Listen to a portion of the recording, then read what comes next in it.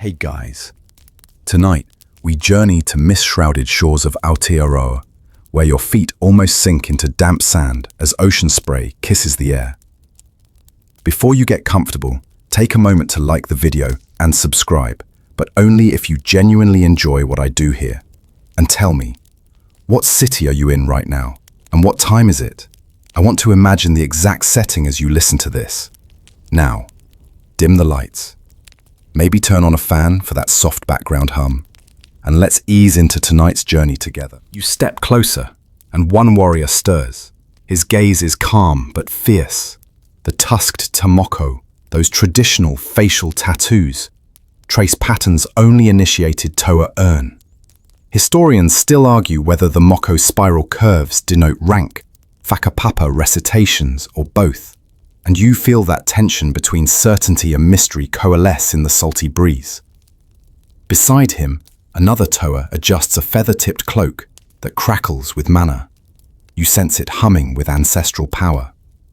The quiet of carved wood on wood echoes as you realize their taiaha spears, polished from mountain heartwood, aren't just weapons but living embodiments of tribal identity.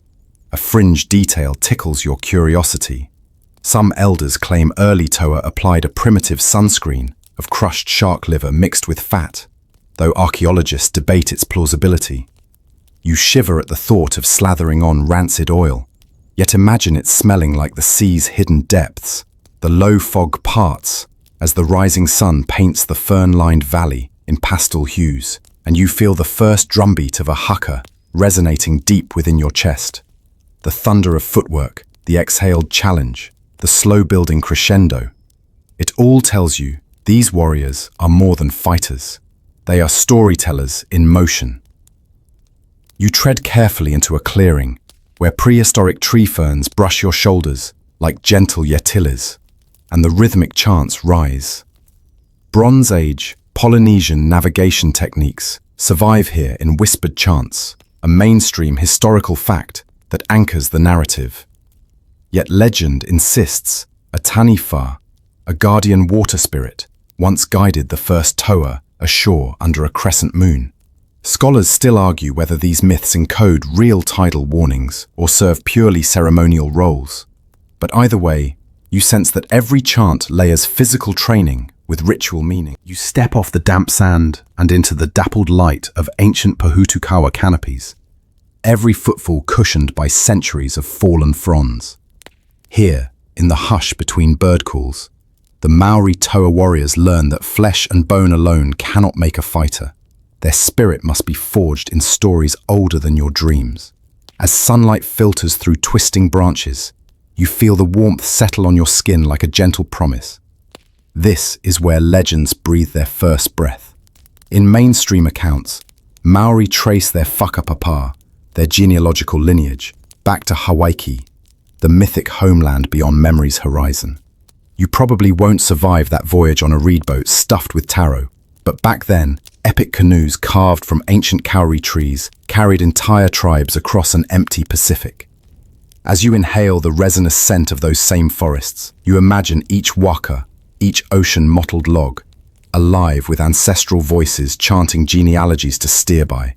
Historians still argue whether these chants encode purely navigational cues or serve as spiritual armor against reef-riddled seas. And that uncertainty hums through your thoughts like the distant echo of a conch shell. A fringe detail tickles your curiosity. Some elders whisper that early Toa apprenticed under taniwha guardians, water spirits who tested their courage in hidden river caves. These tales describe shadows flickering on mossy walls, like playful taunts from unseen observers.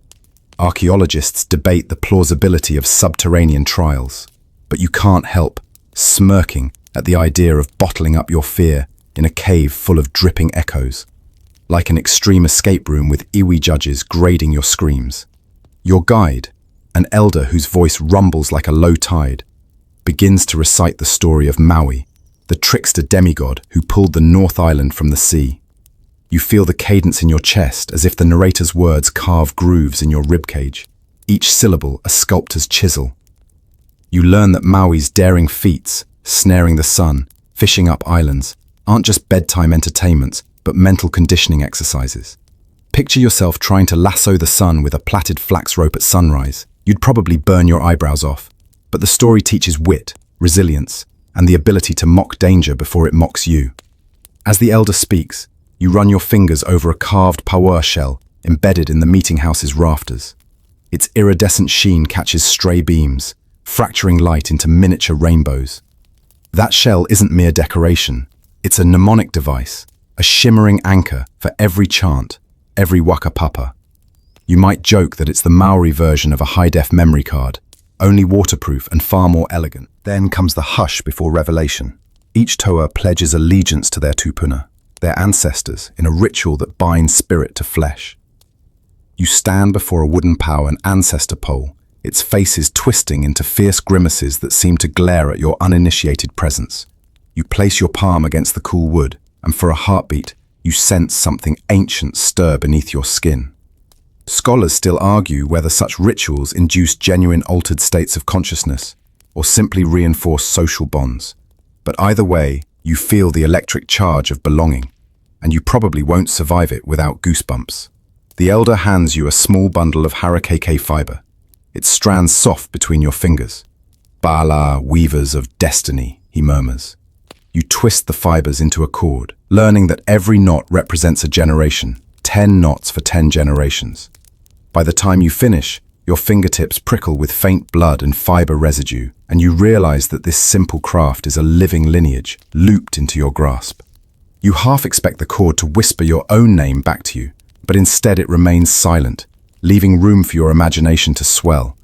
Midway through the lesson, you notice a scattering of bright kiwi feathers on the ground, placed as offerings to Tangaroa, the sea god, before crossing the threshold into martial training. It feels rather like tipping someone before entering a sushi bar, an act of respect that prevents you from getting raw fish regrets later. You grin at the quirky hospitality, imagining less gracious warriors tossing crabs at unsuspecting deities. Your senses sharpen as you trace the curves of a nearby carving depicting a taniwha with a human face and a coiled serpent body.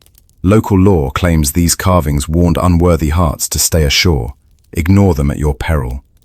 Fringe anthropologists argue this hybrid imagery represents an early understanding of psychological warfare, leaving would-be intruders unnerved before battle. You might laugh that carving a monster is cheaper than hiring a PR team to spread rumors, but you acknowledge that even carved stone can unsettle the bravest. As the sun climbs higher, the elder ushers you to a circle of smooth stones, each marked with a symbol of a different ancestor. You're told to close your eyes, draw a stone at random, and chant the ancestor's name. You probably won't survive the embarrassment of butchering pronunciation in front of a toa, but you do it anyway, voice trembling like a novice karaoke singer at midnight. The elder nods approvingly. You feel a flicker of warmth in your chest, as if the very spirit of that ancestor whispered approval through your lips. Finally, the forging culminates in the gift of a punamu pendant, a small, jade-green token carved into the shape of a stylized fishhook. You drape it around your neck, the cool stone settling against your throat and pulsing faintly with symbolic weight.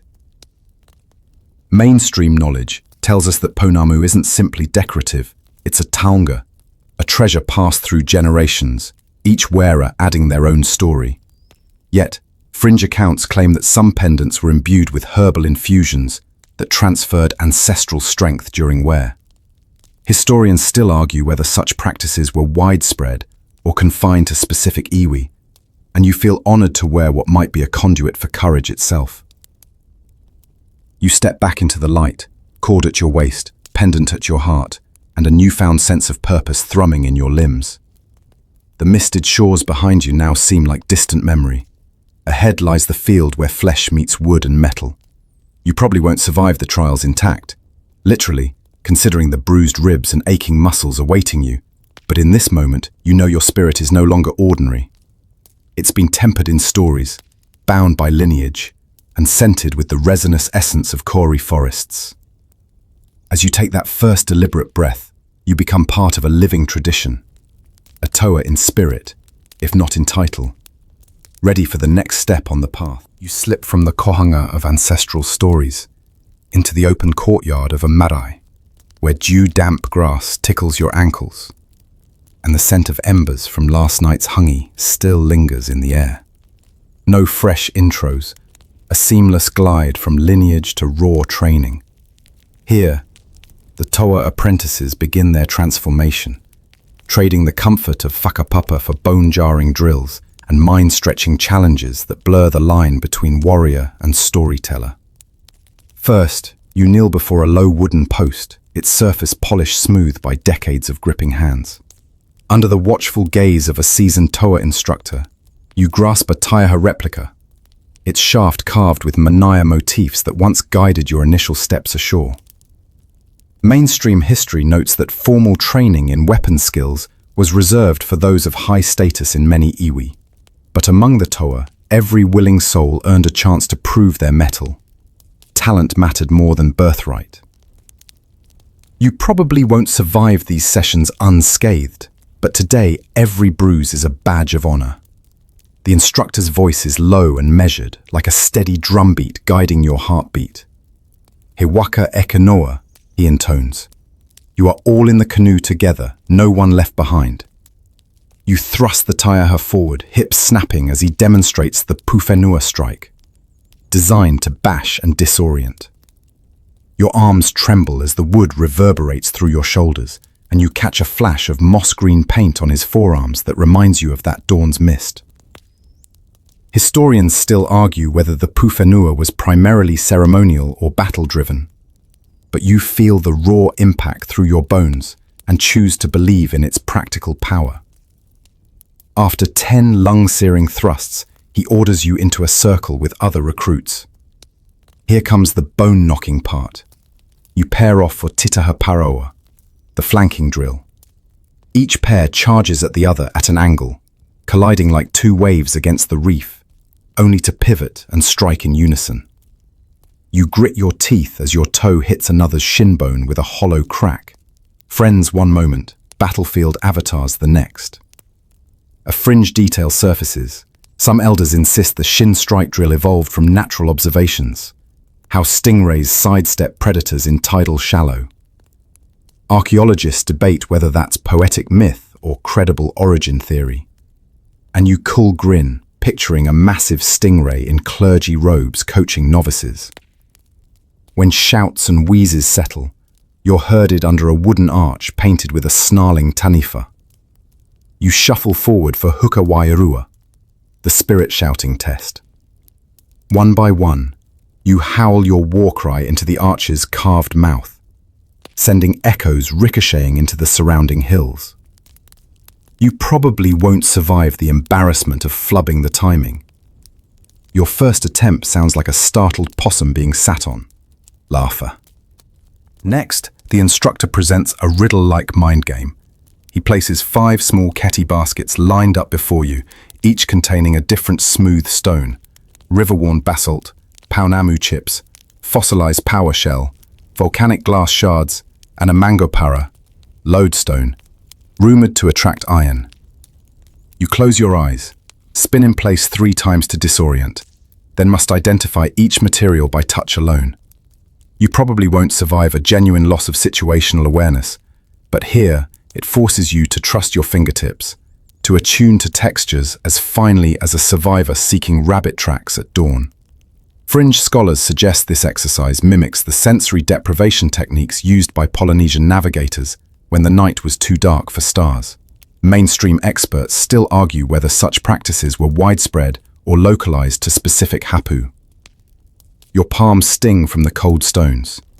You taste metallic tang on your tongue as you bite fingertips to stave off pain. You name basalt first, solid and rough. Then panamu, cool, almost oily under your skin. Fossil shell follows with a slick sheen. Volcanic glass surprises you with sharp edges that barely nick your glove. Finally, the magnetized weight of the lodestone sends a tiny shock through your nerves. The instructor nods approvingly.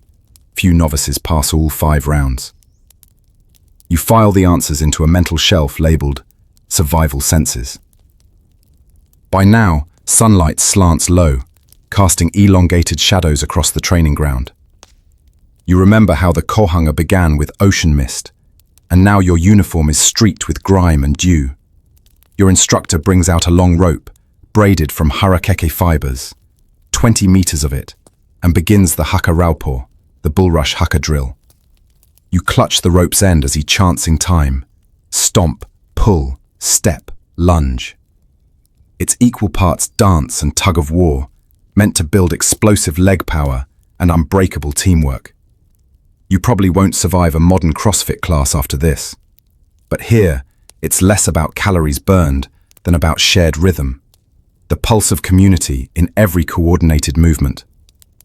At one point, you stumble and nearly release your grip. The instructor's booming laugh echoes like a ship's bell. Teasing, "Ko koi te raupo," he teases. "You are the bulrush." Quirky twist. Some Toa believed bulrush, which bends but does not break in storm winds, symbolized resilience. You'd imagine them writing a botanical manifesto on flexibility, but instead, they turned it into a workout. During a brief pause, you notice carved footprints etched into the dirt. Foot placement guides left by past generations. Each imprint bears a Moko-style pattern, reminding recruits that your steps are guided by ancestors. Scholars still argue whether these guides were ancient or later retrofits, designed to standardize training. You squint to read the worn carvings and feel a subtle connection. Every warrior who passed here left an echo of footfall, a ghostly line traced in earth. Finally, the day's climax. Pukana sprint. You take position at the opposite end of the courtyard, heart hammering. The instructor locks eyes with you and suddenly shouts, "Ha!" and you sprint full tilt, arms pumping, as others release ropes and wood shafts to mark your path. Basilisk quick in concept, your body rebels. Quads burn, lungs heave, but you push beyond that edge, labeled possible. The finish line arrives with such abruptness that you stagger into the carved post again. A fringe claim says this sprint emulated outrunning Kea parrots that would scout mountain camps. Mainstream consensus still debates whether avian inspiration drove martial tradition, or if it was just a colourful tale. You collapse onto the grass, lungs rasping in the quiet aftermath. Above you, ferns sway like silent spectators. You feel every bruise, every bead of sweat, as if your body has rewritten its own history. Though you probably won't survive another round right now, you've earned the right to clutch that taiaha with renewed respect. No longer a prop, but an extension of your tempered spirit. You stand slowly, brushing earth from your sleeve, and catch your reflection in a shallow pool. The warrior staring back holds sapphire flecks of sweat, eyes bright with achievement. The forging continues tomorrow, but tonight you carry this trial into dreams. Each lesson etched beneath your skin, like the spiral moko you imagined at dawn. Step beyond the training courtyard, into a grove of ancient Tatara trees, their straight trunks reaching skyward like silent sentinels. Here the air shifts from sweat-tinged exertion to the crisp scent of resin and leaf litter. At the heart of this sacred copse, a weathered wooden rack displays an array of the Toa's weapons, each carved, polished, and whispered into existence by master artisans long before you arrived. You approach reverently, fingertips brushing carved grooves, as if greeting old friends. Because, in a way, these tools are alive.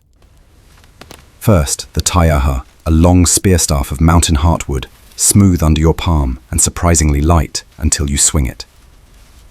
50-odd inches of coiled potential, it balances like a tightrope walker's pole.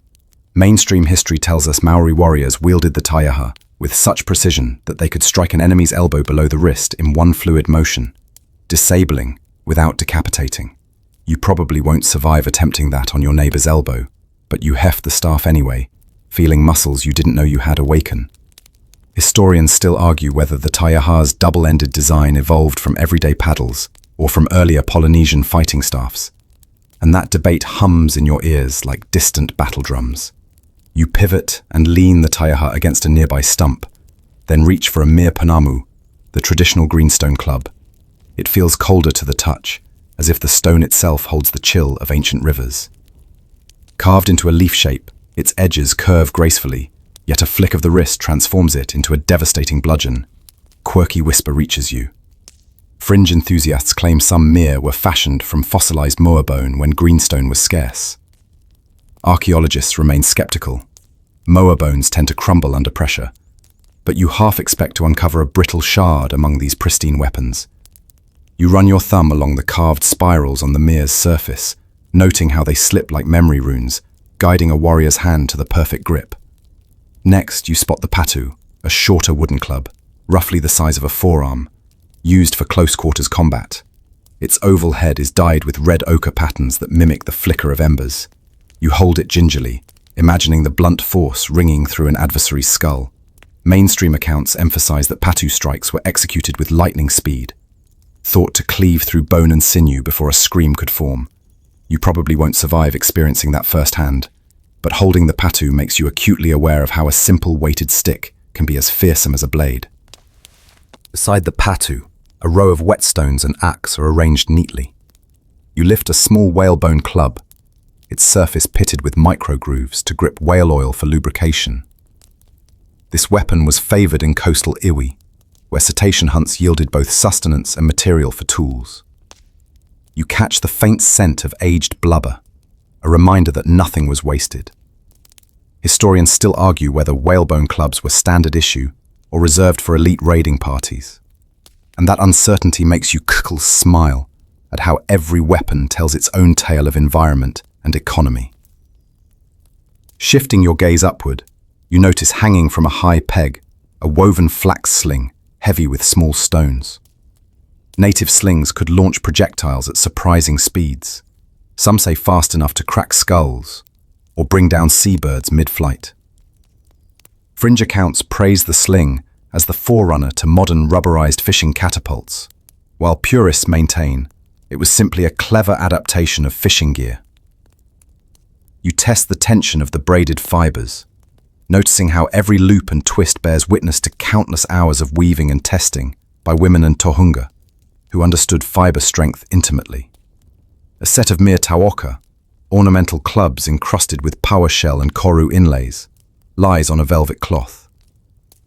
These high-status weapons were often reserved for rangatira to carry in ceremonial processions, rather than battlefield clashes. Yet legend insists that at least one rangatira used such a mere to silence a rebel messenger in a crowded warinui, the shell inlays scattering sparks in torchlight. Scholars still argue whether taoka were ever truly used in combat, or if such stories intentionally bridge ceremony and war. You handle one delicately, marveling at how art and violence intertwine. At the center of the rack rests a curved obsidian blade, known as the tiki-toki, so razor-sharp it could slice through flax cords with a whisper. You carefully slide a finger along its edge, feeling the tiniest resistance that hints at otherworldly craftsmanship. Fringe lore credits these blades to Tumatawenga, the war god himself, gifting skilled carvers with volcanic glass straight from the mists of Mount Taranaki. While mainstream archaeologists credit trade networks for dispersing obsidian, you choose to savor the myth, imagining sparks flying as gods shaped weapons in hidden lava flows. Then comes the surprising innovation. A poisoned dart gun, a breech-loaded tube carved from bamboo-like wood, outfitted with a piston of hardened resin. Though muskets later overshadowed such tools, early Toa adapted these tubes to launch sharpened sticks dipped in coacawa or upas toxins. You probably won't survive their sting, but you nonetheless insert a slender dart and test its weight in your hand. Its balance is uncanny. Scholars still debate the prevalence of chemical warfare among pre-colonial Maori, but the mere possibility sends a thrill through you. One final item catches your eye, a small carved wooden bird flute, fashioned to mimic the calls of Kereru pigeons. You lift it to your lips and exhales sharply, blow a single note. Softly, haunting, yet unmistakably avian. You imagine warriors using such flutes to lure game or to communicate silently across dunes. Fringe stories even claim that on moonless nights, Flutes guided entire hunting parties through dense bush. Historians still argue whether this was tactical artifice or simply tranquil pastime. The melody lingers, weaving itself into your mind like an earworm from the spirit world. You step back and survey the collection as a whole. Each weapon reflects environment, status, art, and ceremony, balanced at once between practicality and poetry. You realize the Toa wielded more than implements of war. They mastered the language of materials, from stone to bone to shell, translating raw resources into extensions of their will. You probably won't survive wielding half these tools against a trained Toa, but you leave the grove carrying reverence in your bones. As you exit, the last rays of afternoon light strike the mere Paunamu, igniting its jade veins in emerald fire. You tuck that image behind your eyelids for tonight's dreams, ready to return tomorrow for ceremonies and riddles. You emerge from the fern-fringed training grounds into the shadowed embrace of the Haranui, the meeting house pulsing with tapu, sacred energy that hums in the carved rafters above you. No fresh intros, just the seamless flow of your journey, from dawn's mist to firelit halls, where ceremony weaves spirit and flesh into a single thread.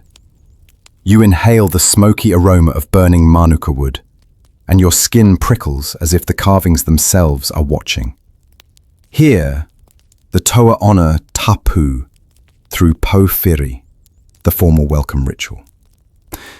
In mainstream histories, po-firi comprises karanga, women's call, whaikorero, orators' speeches, waiata, songs, and the hongi, pressing of noses, to share breath, binding visitor and host.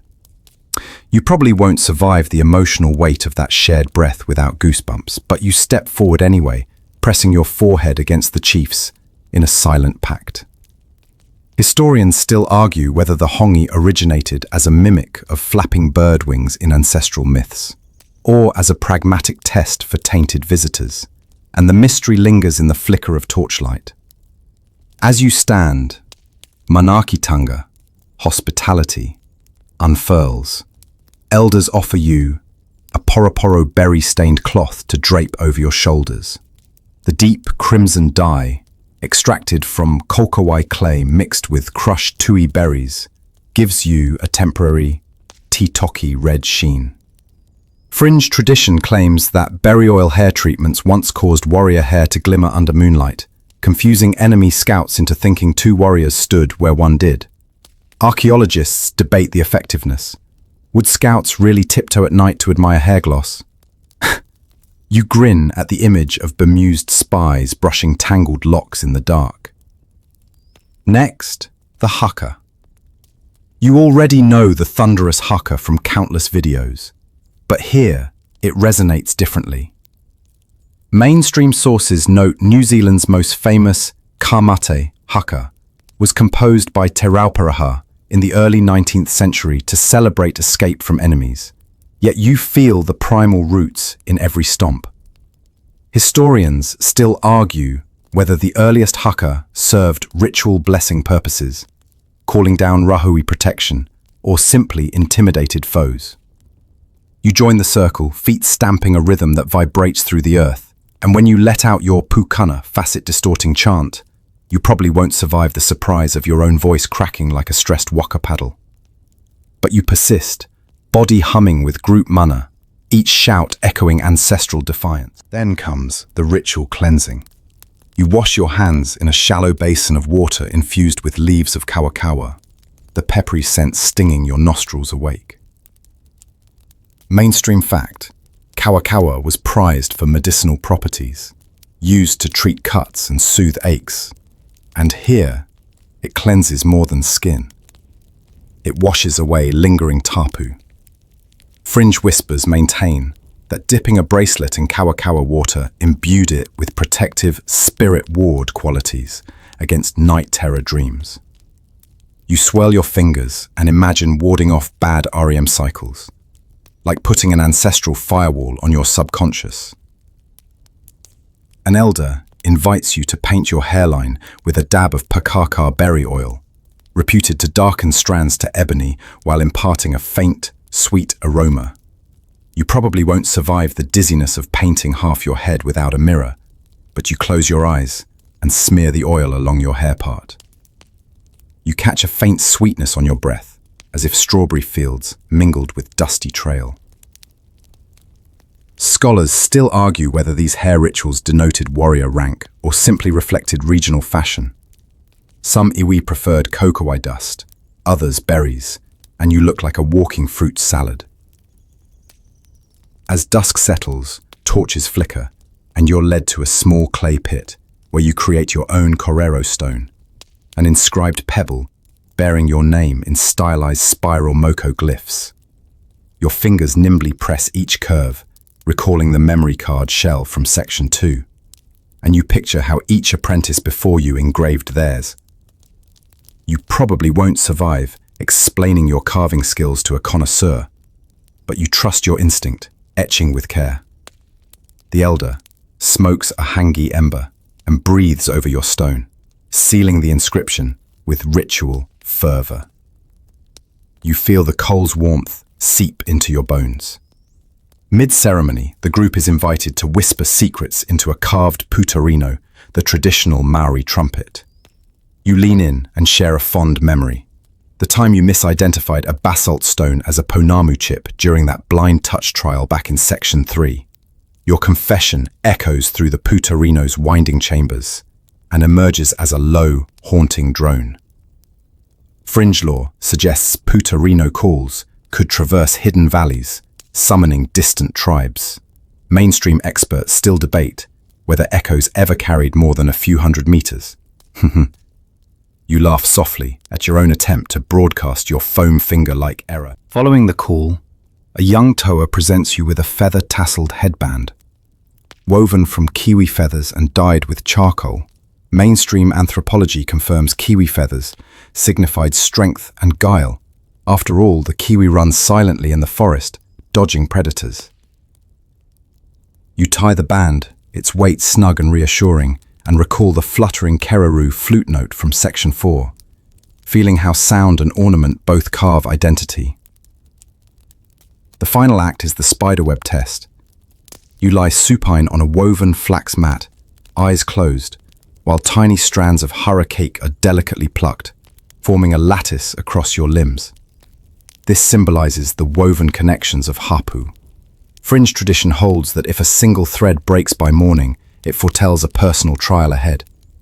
You probably won't survive losing sleep worrying over fluffy flax threads, but you drift into stillness, heart attenuated by ritual and anticipation. By ceremony's end, you wear the crimson cloth, the berry oil, the feather band, all temporary taonga that mark you as a temporary bearer of tapu. You probably won't survive this ritual more than once a year, but tonight you glow with ceremonial sheen. As you step back into the courtyard's open air, you feel the boundary between self and tribe soften. The echo of stomped feet still vibrates in your chest, and you sense ancestral eyes carved in the Waranui watching, nodding in approval. Each ritual detail, Karanga's call, Hongi's shared breath, hair oil's sticky sweetness, has woven you deeper into the tapestry of Toa identity. You carry this layered sanctity with you as you move toward tomorrow's challenges, every painted hairline and carved stone binding you closer to the spirit of guardianship and daring. You slip from the soft glow of ceremony back into the dusky, fern-cloaked valleys, where the ground still quivers with ancestral echoes. No fresh intros. The clay-painted warriors you met at dawn now stand ready again, bodies coiled like springs beneath their patterned cloaks. Today you witness the first true clash of hapu, the intertribal skirmishes where tactics sharpened into artistry, and the Toa's mettle was proven in the hush before panic. You crouch at the edge of a gentle rise, heart fluttering like a kereroo's wings, as two war parties face off across a shallow gully. The mist still clings to the ferns, and in that blue-grey light, figures loom indistinct as ghosts. Mainstream history notes that early Maori warfare often pitted hapu against hapu, not entire iwi, in contests for resources or utu, reciprocal honor, rather than annihilation. You probably won't survive learning about utu without imagining your neighbor demanding compensation for a broken fence. But here it meant blood-bound obligations resolved by force. Suddenly, a lone skirmisher slips through the ferns, clad in mottled flax and ridge-lined like a tuatara's back. He moves with uncanny silence, an ambush scout. Fringe tradition credits Toa with studying fern-frond movements to mimic forest shadows, though historians still argue whether this tactic emerged from instinct or deliberate study. You watch, breath caught, as he pauses just beyond view, his taiaha held aloft in greeting or threat. You can't tell which. Then the main battle drum sounds. A hollow log banged with bone-tipped mallets, and you feel the vibration in your chest. The Toa across the gully charge in tight wedge formations, shields locked, taiaha thrusting in unison. You probably won't survive being trampled by 50 spears at once, but your mind sifts each motion, each stagger, learning how collective momentum can breach shield walls. Scholars still debate whether wedge tactics were standard among all iwi, or specialized to Toa renowned for open-field brawls. As the shock front meets, you glimpse the crunch of wood on bone as mere pounamu clubs swing low, aiming at thighs and knees, to topple opponents without slaying them. Mainstream sources emphasize such limb-cleaving strikes conserved manpower and avoided tapu complications from spilling noble blood. You wince at the thought of broken kneecaps, yet marvel at the discipline required to strike precisely below the hip girdle. You probably won't survive that precision without splitting your own hand open, but here you see it executed with unsettling grace. Mid-fight, cavalry emerges, or so it seems. A group of Toa riders atop sturdy Kumara-fed pigs rather than horses thunder through the scramble. Fringe accounts claim some hapu tamed pigs to double as mounts for short charges, a quirky innovation historians still argue over. You at the absurd image of porcine riders, imagine squished bristles beneath cloak, and yet they press through shields, sowing confusion like a living battering ram. You recall that European explorers later mistook Maori for breeding small war horses, but here you realize pig mayhem can mimic cavalry shock. You don't linger long enough to be trampled by pigs, but the skirmish scout you spotted earlier flits between combatants, snatching stolen weapons and tossing them to his own side. He moves like a wraith, a fringe-worthy detail that some say was inspired by eagle hunter tactics in Central Asia, though mainstream researchers still argue such links. You probably won't survive 3 meters from that scout. He'd steal your shoes if you blinked, but his agility and stealth teach you the value of subterfuge over brute force. As lines reel, a sudden shriek tears through the valley, an imitation of an injured moa bird, blown through a carved kereroo flute. Both sides falter, heads whipping toward the sound. That's when the ambush scout leaps from cover, his own war cry and plunging his taiaha into the flank of the nearest row. Mainstream narratives affirm that psychological ploys, distress calls, mimicry of prey, were staples of Toa tactics, a precursor to feigned retreats and decoys. You probably won't survive this trick without your heart vaulting into your throat. But you carry the lesson. War is as much mind game as muscle. You step forward as the battle breaks, ignoring the swirl of dust and clashing wood. Warriors exchange rapid taiaha strikes, each blow a conversation of death and honor. One Toa pivots, slips low, and taps an opponent's shield with mir, then executes a waka fiti, a disarming twist that leaves the foe weaponless and humiliated. Fringe historians link this twist to hula hip movements borrowed from distant Polynesian dancers, though purists still argue whether such cultural cross-pollination occurred. You probably won't survive a dance-inspired disarmament, but you, Chuckles, applaud the elegance of a move that turns aggression into performance. The skirmish's turning point arrives when a rangatira, perched on a mossy rock, raises his hand and unleashes a battle haka so thunderous it rattles the valley's ferns. Feet stomp in synchrony. Voices roar like surf against reefs. Mainstream sources record that chiefs sometimes led haka from elevated positions to coordinate attacks and intimidate enemies. You can feel the vibration in your bones, as if the land itself roars. Historians still argue whether the haka's origins lie in martial training or ritual blessing, but here it binds fighters into a single living thing. You hold your breath as the Rangatira signals a flanking maneuver. Hidden warriors emerge from fern-lined gullies on both sides, encircling the enemy's ragged lines. The gully's shallow waters sparkle with morning light and insist on a hush. Here, the toa's stealth draped in natural camouflage.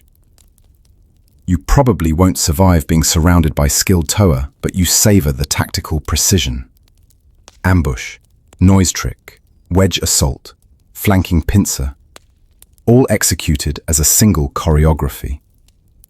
As the skirmish ends, victorious toa let out triumphant cries, yet no scalp trophies are claimed, only captured weapons and subdued dignity. Mainstream scholars note that taking prisoners for ransom or skilled labor was common, while mass slaughter was taboo among many hapu. Fringe whispers insist that some rogue toa exchange prisoners like prized moa eggs at Cooper's markets. But you see only solemn faces, hair still flecked with crimson dye from ceremony. You step into the churned earth of the battlefield, where footprints swirl in mud and fern fronds lay broken, silent witnesses to violence and artistry entwined. A survivor limps by, shoulders squared, clutching his taiaha and balm-wrapped wounds. You catch his eye. No words are exchanged, only mutual recognition of trials faced.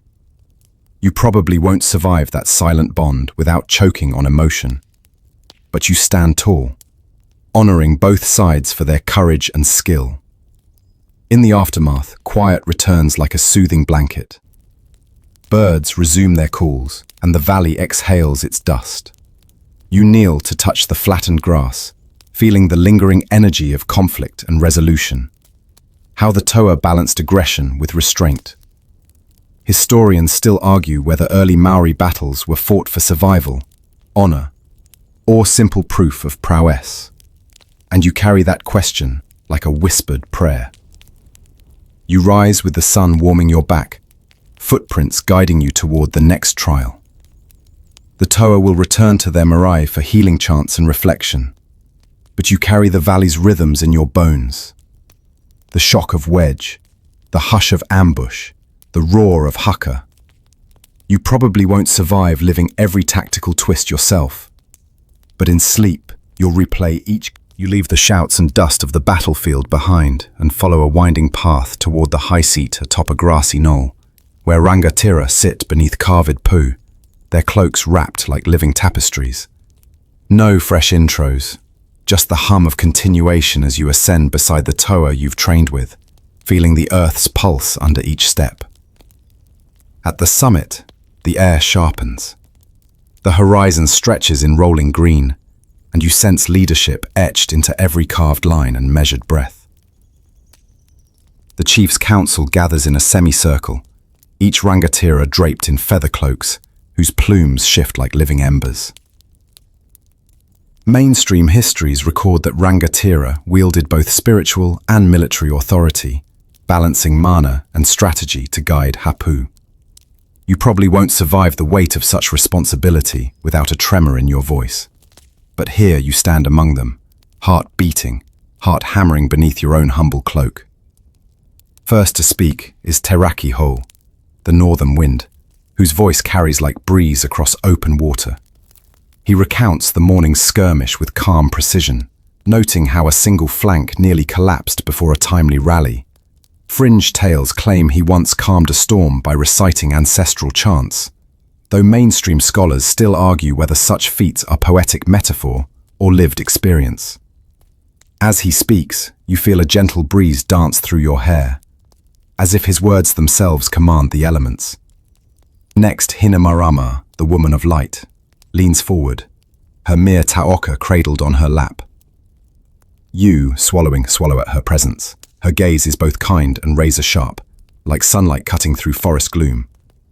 Mainstream accounts acknowledge that women sometimes held Rangatira status, leading in both war and peace, though societal norms varied among iwi. You probably won't survive her questioning without trembling, but she meets your eye and nods, acknowledging your place in their midst. A Rangatira across the circle nods to Hina Marama, and she gestures to a carved bone pipe resting on a flax mat. She passes it around. Each leader takes a slow draw of fragrant kawakawa smoke, binding them in shared inhalation. It's a solemn moment. The smoke curls upward, twisting into the rafters of memory. Fringe anthropologists argue whether tobacco lineage stories masked earlier use of native herbs. Historians still debate the timeline, but you taste the peppery warmth as if drinking courage itself. Then Teautu, the world's guardian, stands and unsheathes a curved obsidian blade. He speaks of strategy, tracing battle lines in the dirt with nimble fingers. Mainstream military experts note that Maori chiefs often surveyed terrain like chess masters plotting moves. You watch as his fingertips slides along the valley's contours, mapping ambush points and supply trails. You probably won't survive misreading terrain under his gaze, but his confidence rubs off, and you begin to see tactical games hidden in every ridge and ravine. As discussions turn to resource sharing and utu balance, you catch a glimmer of humor. A Rangatira joking about a cousin who insisted on trading 24 kumara to settle a minor insult, only to discover they'd been served fermented fern roots instead. The circle erupts in chuckles, quiet laughter, reminding you that even in councils of power, everyday mischief binds communities. Historians still argue whether such anecdotes were preserved as oral satire or later embellishments. Either way, you appreciate the gentle levity. Mid-council, a messenger arrives, a runner painted in riotous kokowai patterns, breathless from the next valley over. He bears warnings of settler parties advancing with loud thundersticks that spit fire. The council's mood shifts. You feel the air thicken with tension. Mainstream records mark these early colonial encounters as fraught with miscommunication and conflict. But here, you sense the Rangatira's resolve, tempered by tradition and sharpened by duty. You probably won't survive negotiating between worlds without a translator's skill, but you watch as Hinamarama leans in, her voice whispering low yet steady. The council closes with a ritual sip from a shared water gourd, each chief murmuring a personal vow to uphold tapu and protect their people. You press your hands around the gourd's cool surface and drink, feeling ripples of unity spread through your chest. Fringe scholars debate whether such communal drinking rites encoded DNA-level kin recognition, but you savor the symbolism. One world of shared breath and purpose. As the meeting disperses, Rangatira stride away, exchanging nods and whispered plans. You remain atop the knoll a moment longer, tracing their footprints in the grass. You see how leadership emerges not just from force, but from stories told, promises kept, and laughter shared over misfired fernroot trades. Historians still argue whether Rangatira selection was purely hereditary or meritocratic. But you sense that here, clan memory and personal valor wove together to cry. You leave the grassy summit behind and descend toward a wide river valley where flax-sheathed waka glide like silent sentinels on misted waters. No fresh intros, just the current of your journey carrying you forward into the Toa's enduring legacy before foreign sails darken the horizon. You feel the river's gentle murmur beneath your feet, as if it carries every spirited footstep of Toa past.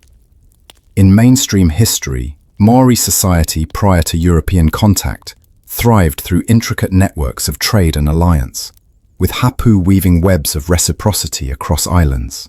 You probably won't survive the complexity of those relationships without scribbling an entire lattice diagram. But here you see it embodied in the shared feasts on the riverbanks, hangi pits heaving with kumara, fish and fern root.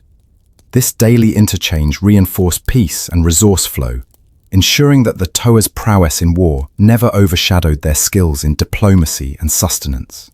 You tread over pebbles polished by currents and pause at the carved riverbank po, a wooden post marking the boundary between two hapu territories. Its surface bears spiral grooves like elongated Peuhairangi waves, each groove representing a peace covenant. Fringe lore suggests that some po doubled as sound chambers, amplifying warriors' chants across the water to signal celebrations or warnings. Scholars still argue whether these acoustic features were intentional innovations or simply natural quirks of dense wood. And you lean in, a soft whakatoki into the grain. It drifts away, carried downstream like an ancestral secret. Mid-valley, you encounter a communal flax-weaving workshop where Toa and artisans sit shoulder to shoulder beneath an open furrow. Here, threads of common life intertwine with war readiness, flax fibers destined for both cloaks and cordage that underpinned weapon construction. Mainstream anthropologists note that pre-colonial Maori economy was remarkably balanced.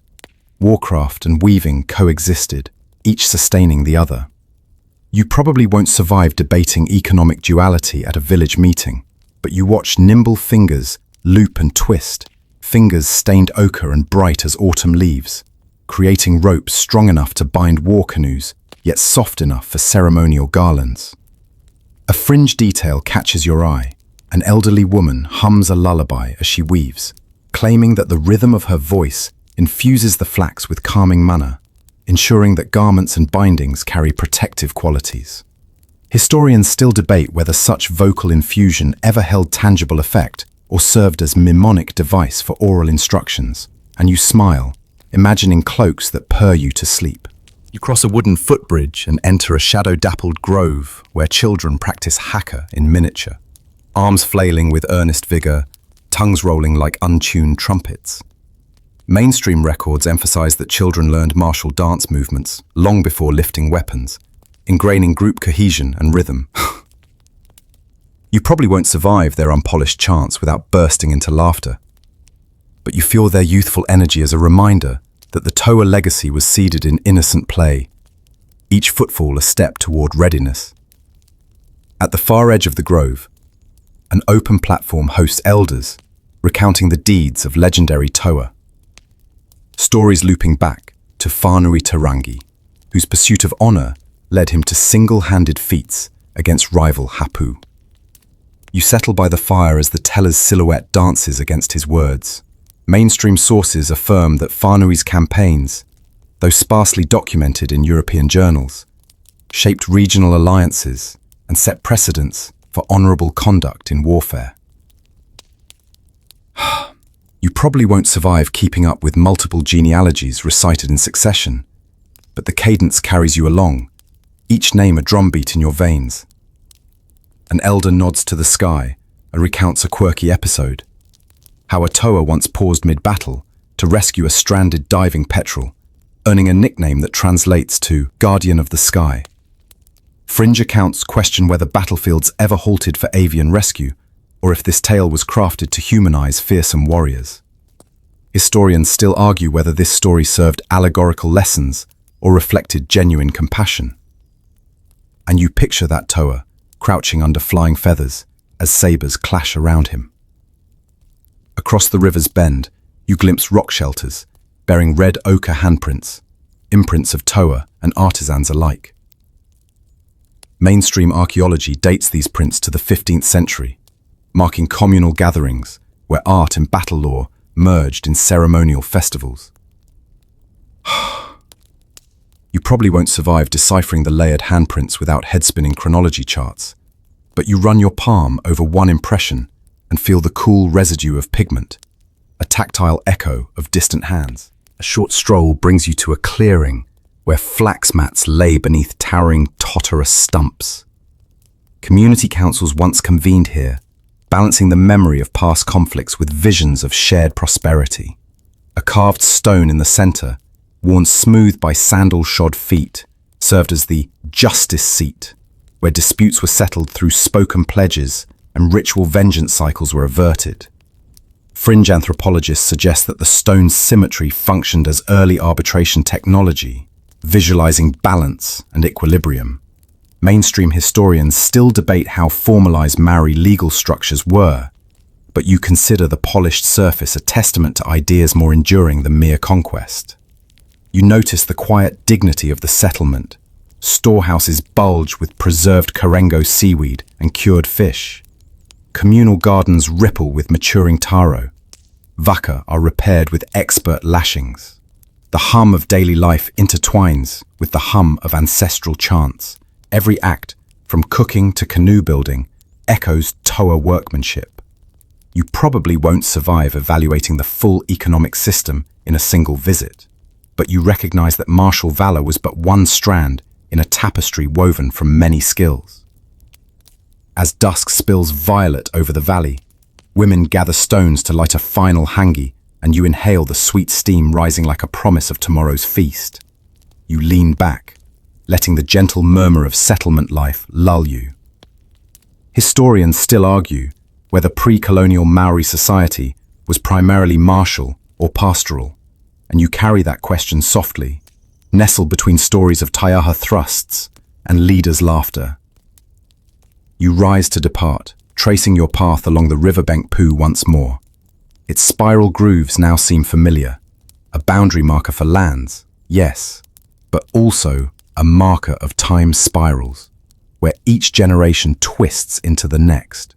You probably won't survive the passage of centuries without change, but as you step onto the waka-bound platform for tomorrow's colonial storms, you feel the enduring heartbeat of Toa memory coursing through Aotearoa's veins. You awake to the distant echo of cannon fire, the first thunder of settler muskets rattling across Aotearoa's gentle hills.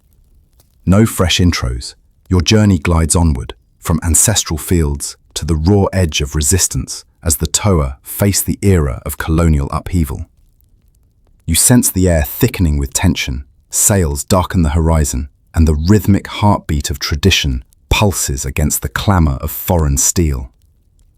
Dawn breaks over rolling farmland, now dotted with unfamiliar fences and smoke-curled homesteads. The Toa warriors gather beneath a pohutukawa tree scarred by musket balls, its blood-red blossoms oddly echoing the smeared berry oils of past ceremonials. In mainstream records, the New Zealand Wars began in the 1840s as disputes over land sales and sovereignty. You probably won't survive the whiplash of shifting allegiances, but here you stand among Toa, ready to defend Wenua, land, as deftly as they once seized fern-fringed valleys. Before the first volley, Toa chiefs convene on a grassy rise, their cloaks swapped for flax jackets, reinforced with whalebone plates. A curious hybrid of old and new. Fringe tales claim some Toa secreted pistol cartridges into carved paunamu, fearing British inspection, though historians still argue whether such smuggling was common or isolated cunning. You can almost feel the weight of concealed lead against your chest, a silent promise of resistance. The battle lines form in a clearing where soldiers in red coats fumble through black powder cartridges and Toa load their own muskets, clumsy at first, then practiced as they recall earlier pistol club innovations. Mainstream sources note that Maori quickly learned to reverse engineer British firearms, even manufacturing lead bullets from salvaged ship ballast. You probably won't survive retrieving hotshot from a battlefield, but here you sense ingenuity born of necessity. A rangatira raises a carved mare paunamu, its jade veins glinting in morning sun, and unleashes a piercing haka. Trembling, the earth trembles as 100 voices join, blending traditional chant with cacophonous, raw defiance. Historians still argue whether these haka incorporated new musical cadences, adapted to the thunder of gunfire, or retained purely ancient patterns. You feel the vibration in your chest, half fear, half fury, as Toa foothold their ground beneath returning volleys. Amidst the smoke, skirmishers dart like wraiths, employing ambush tactics honed over centuries. You catch sight of a Toa scout signaling across ridgelines, then dropping behind a limestone outcrop. Fringe accounts suggest Maori utilized Maori potato traps, deep pits once used to stun pigs, but here they repurpose them, burying sharpened stakes to disable cavalry. Scholars still debate the scale of such earthworks, but you glimpse jagged stakes as cavalry horses stumble, rider tumbling into the earth. Through musket smoke, you see a group of Toa flank the redcoats via a hidden stream, wading silently until they emerge behind enemy lines. They close with bayonets, not to kill, but to capture muskets and acquaint themselves with reloading. Mainstream narratives confirm that Maori prized captured weapons for both practical use and symbolic assertion of dominance. You probably won't survive hand-to-hand exchange with trained soldiers, but you sense the thrill of wresting power tool from tool. At the battle's crescendo, cannon roars mingle with taiaha whirls. A Toa warrior hefts a heavy whalebone club and charges a limbered field gun before the crew can reload, smashing its wheel spokes. You wince at the sacrilege of neutralizing artillery with ancestral bone, but admire the blend of tradition and tactical daring. Historians still argue whether such direct assaults were widespread or rare heroics preserved in oral epic. And you wonder if this lone feat tipped the skirmish's balance. As smoke clears, Toa tend wounded on both sides, musketeers and Maori alike, binding gomphrena leaf poultices to musket-wounded limbs. This act of compassion mirrors that curious petrel rescue from Section 8, reminding you that warfare never fully erased courtesy. Fringe whispers contend that some Toa fighters sought to convert captured soldiers to hapu customs, teaching them haka steps for camaraderie. Scholars still debate the reality of such cultural crossovers, but you imagine redcoats awkwardly stamping in formation beside proud Maori, laughter mingling with pain. When surrender is negotiated, flags lowered, the Toa remove peculiarly curved trophies. Not scalps, but British buttons. Glinting symbols of victory pressed into Paunamu settings. Mainstream historians note that Maori displayed enemy buttons as taonga, sometimes gifting them to neutral tribes to cement alliances. You probably won't survive the delicate artistry of inlaid buttons without fraying your own nerves, but you admire how humor and craftsmanship found purchase amid conflict. In the aftermath, communities gather in pataka storehouses once brimming with winter stores. Now, they hold munitions and imported flour. You wander among flax-thatched huts patched with canvas tarps, an uneasy collage of cultures. The air smells of rye and roasting klumara, each aroma a testament to resilience. Historians still argue whether these settlements were self-sufficient or increasingly dependent on trade goods, and you taste both independence and compromise swirling in every bite. As dusk falls, elders call the Toa together at a sacred poo, red ochre fading in the lantern glow. They share stories of fallen comrades and lessons learned, how to wield both taiaha and musket, when to stand firm and when to negotiate with land commissioners. Fringe accounts praise a mythical Toa diplomat who ended hostilities by teaching a British governor the haka, sparking mutual respect. But mainstream sources cast doubt on such a dramatic encounter. You picture that meeting anyway, governor stiff at first, then stomping uncertainly, cheeks trembling and Toa laughter rising like healing drumbeats. You probably won't survive the heartbreak of seeing your homeland forever altered, but you feel the flicker of hope in the rangatira's closing words, thoughtful. Our spirit endures, our stories remain. The Toa disperse into night's hush, blending shadows and torchlight, as they return to rituals of healing and remembrance. You linger a moment longer, holding the weight of muskets and bone clubs, the clash of two worlds pressed into your memory like a carved petroglyph.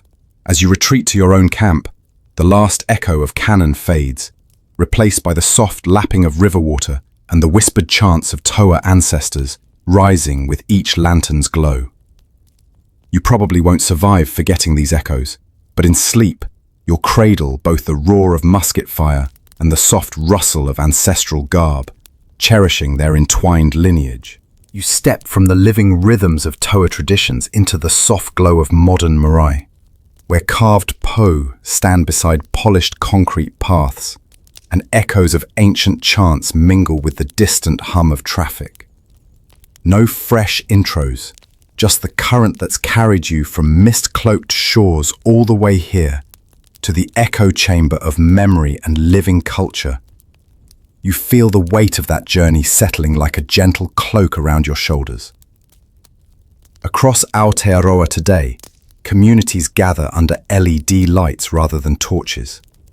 Yet the spirit of the Toa endures. Mainstream cultural surveys note that over 70% of iwi now offer taiaha-based workshops in schools and community centres, blending martial art with character education. Proof that sacred traditions have found new life in everyday learning. You probably won't survive every school assembly's enthusiasm without grinning, but you admire how ancient drills from Section 3 now teach balance and respect to 10-year-olds in gymnasiums. You wander into a modern gymnasium where young practitioners wear t-shirts emblazoned with stylized koru spirals. Their instructor calls out, "Kia Mau," and they launch into pukana drills you first heard under the Wharenui's rafters in Section 5. Historians still argue whether these public performances dilute the tapu of haka or democratize it for broader participation, and you catch the tension in every emphatic stomp. Yet, you sense that each stomp here carries the same heartbeat that once rattled fern-clad valleys in Section 6. In a nearby gallery, contemporary artists hang Mia Punamu in minimalist displays, illuminated by gallery spot LEDs. A placard explains that these clubs once served both as weapons and symbols of authority. Now they're reinterpreted as statements on indigenous resilience. Fringe curators claim one exhibit embeds microchips in the jade to record ancestral chants when a visitor touches the club, though scholars still debate whether such tech-infused taonga crosses a line between homage and gimmick.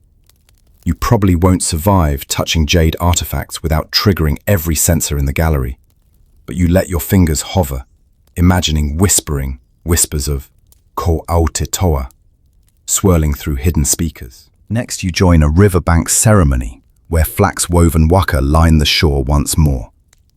This time, locals film the event on smartphones, posting live streams with captions like Toa Tides. Mainstream media outlets highlight these live streams as evidence of cultural revival. 93% of Maori youth report feeling pride in their heritage, a record high. You probably won't survive comparison to viral cat videos in the algorithm's eye, but you smile at how ancestral chants now share space with gentle ripples and digital notifications. You pause at a carved po that's been restored with stainless steel reinforcements after a storm.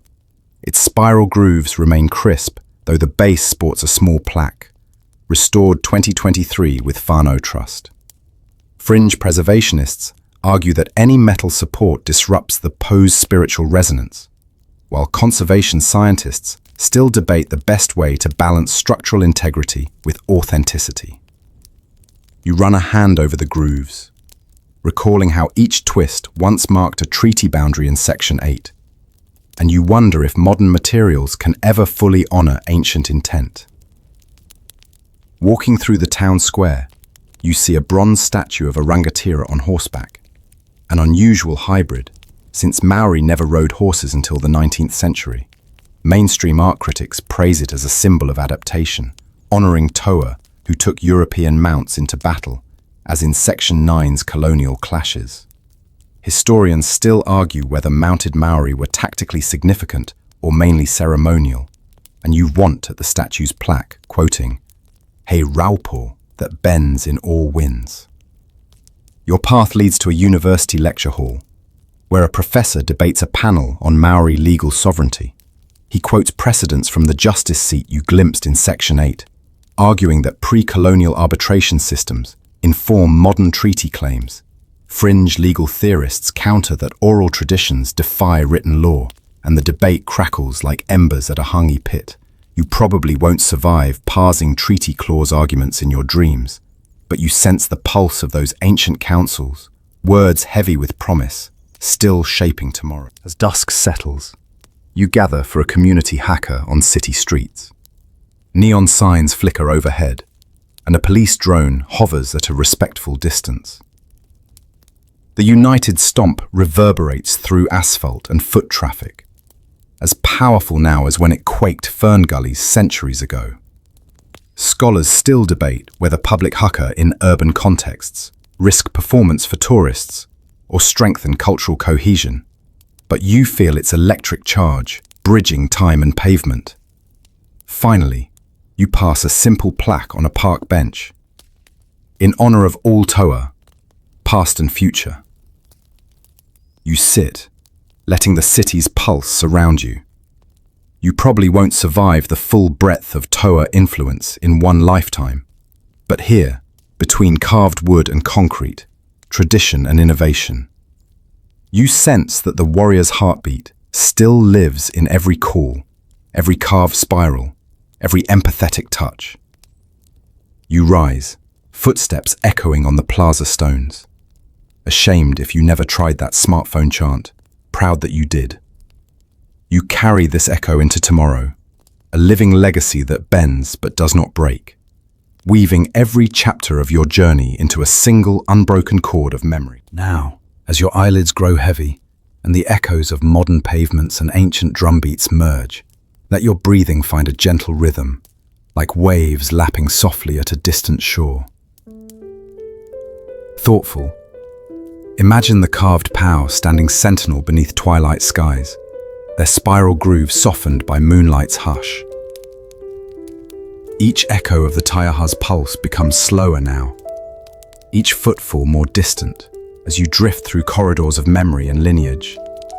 The scent of crushed berries and resinous cowrie lingers, yet it fades into the warmth of your own breath, a familiar comfort. Let the cadence of shared breath, first felt in the hongi, guide you into deeper calm.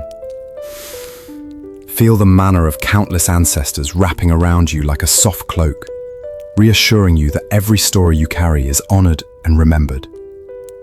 No urgency remains, only the gentle murmur of ancestral voices singing you toward rest, their tones low and kind. And as the final embers of haka echo fade, and the polished mirror rests once more in its gallery, surrender to the hush of night. Trust that the warrior's peace lives within you now.